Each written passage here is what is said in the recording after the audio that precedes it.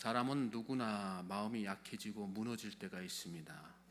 어떤 사람은 죽음의 공포 앞에서, 또 어떤 사람은 믿었던 사람에게 받은 상처로 인해서, 또 어떤 사람은 사업이 망하거나 중병에 들거나 권력이 사라지고 명예가 실추됨으로 말미암아 그렇게 마음이 무너져 내리지요.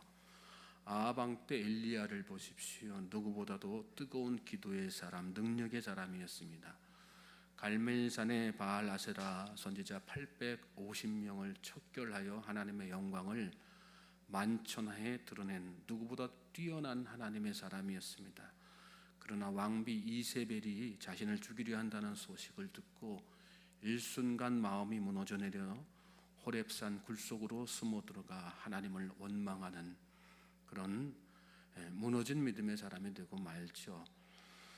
물론 나중에 다 하나님께서 그를 위로하시고 또 격려하셔서 그 마음을 다 회복하셔서 믿음의 길을 갔지만, 한때 한순간 그렇게 믿음의 사람이라도 다 무너져 내리는 거죠, 마음이.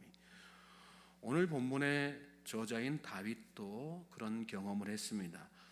어린 나이에 골리앗 앞에 섰을 때에도, 또 끈질긴 악연으로 사울을 피해 광야를 떠돌아다닐 때에도, 또 전쟁터에 나가서 무수히 많은 적군들과 피비린내 나는 싸움을 할 때에도 비록 육적으로 심적으로 피곤하고 지칠지언정, 또 괴롭고 슬픈 적은 있었을지언정 마음이 통째로 무너진 적은 없었습니다.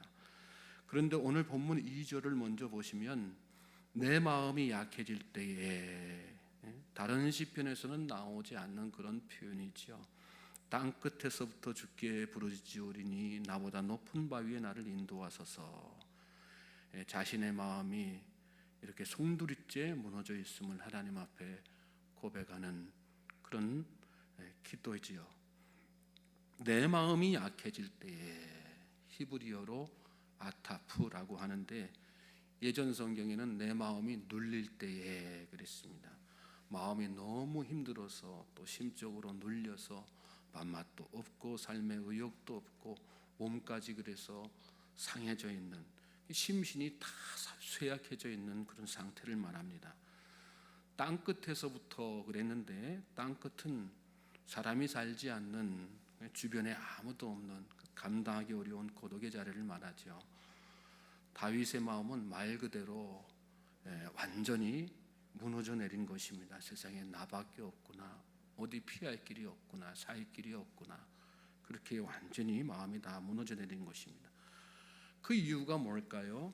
가장 믿었던 사람들이 나와 가장 가깝다고 여기고 내 인생의 평생의 동반자요 전부라고 생각했던 사람들이 나를 배반하고 반역을 일으키고 죽이려고 했기 때문입니다.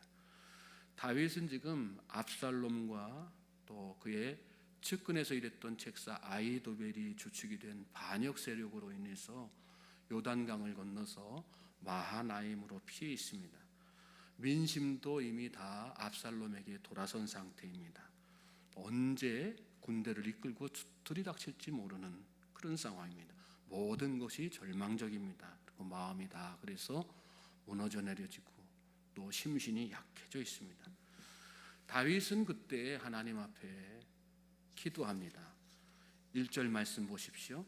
하나님이여 나의 부르짖음을 들으시며 내 기도에 유의하소서.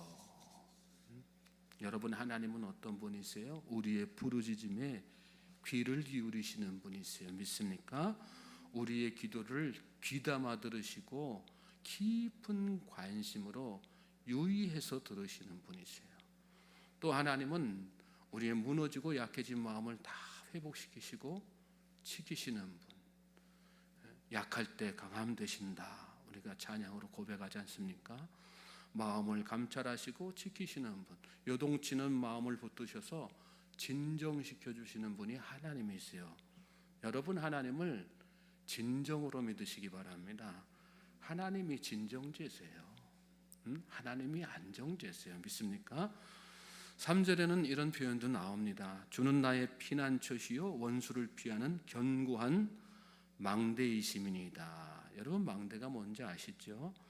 사극 같은 데 보면 적군이 막 쳐들어올 때 성 위에서 그 망대 위에 몸을 숨기고 망대에 몸을 숨기고 활을 이렇게 막 위에서 쏘지 않습니까?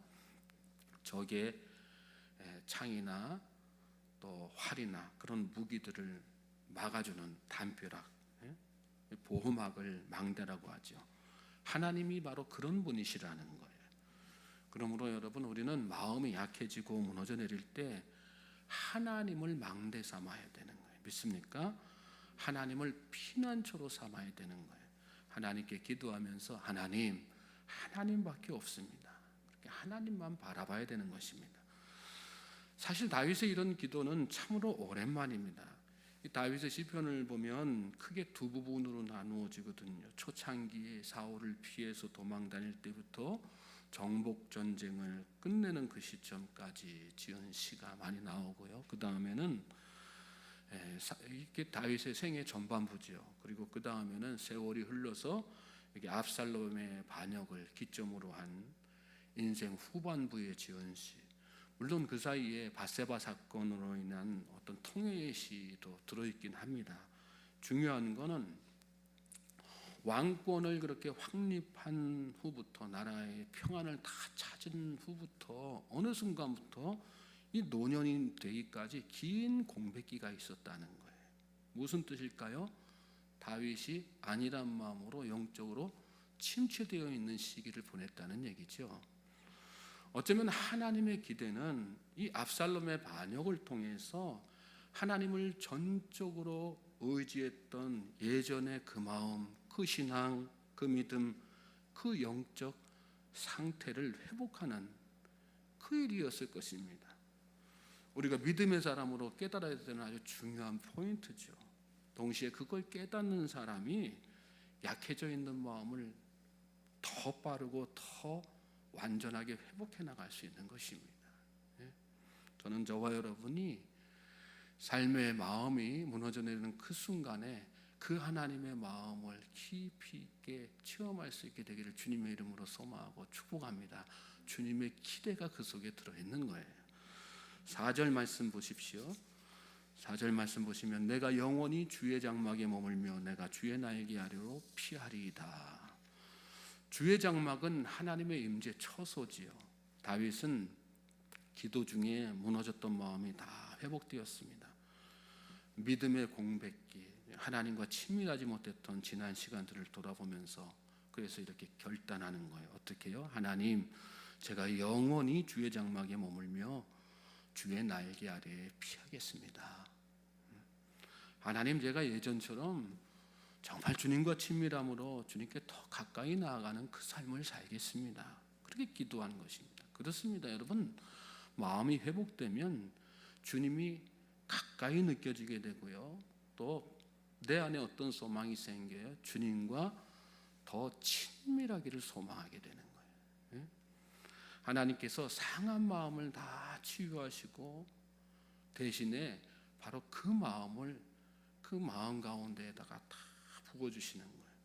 내 안에 계신 예수님을 바라보게 되고 또 성령님과 동행하기를 갈망하게 되고 결과적으로 형언할 수 없는 평안이 내 안에 차고 넘치게 되는 것이죠. 5절 말씀 보십시오. 주 하나님이여 주께서 나의 소원을 들으시고 주의 이름을 경외하는 자가 얻을 기업을 내게 주셨나이다. 나의 소원을 들으시고 주의 이름을 경외하는 자가 얻을 기업을 내게 주셨나이다.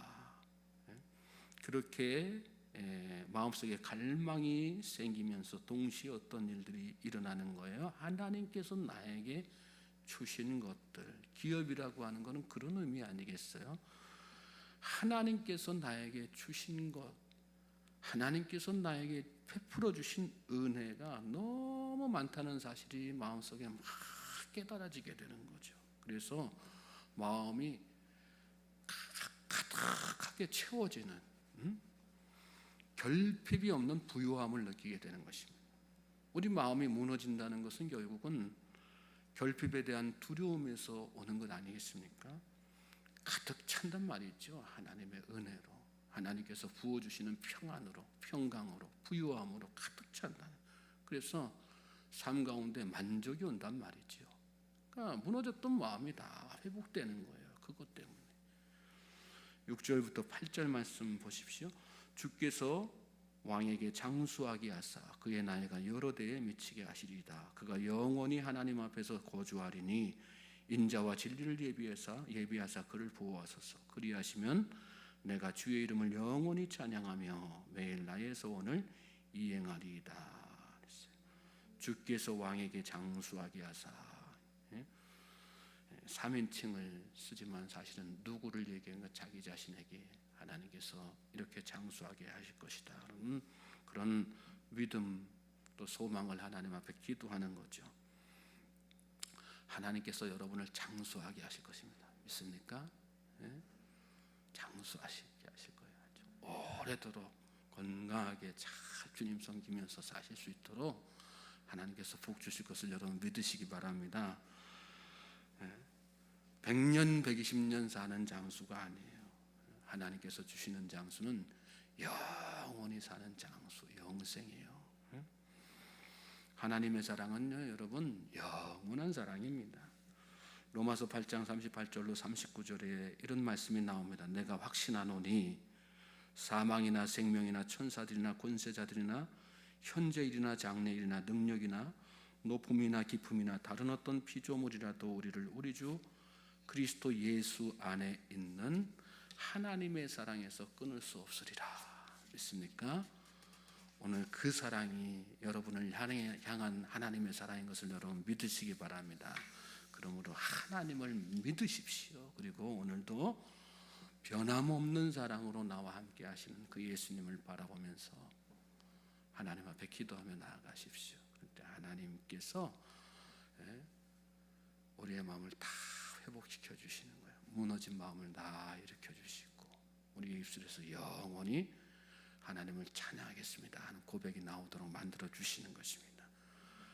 오늘 저와 여러분이 그런 고백으로, 그런 기도로, 그런 찬양으로 나아가는 복된 하루 되기를 다시 한번 주님의 이름으로 소망하고 축복합니다.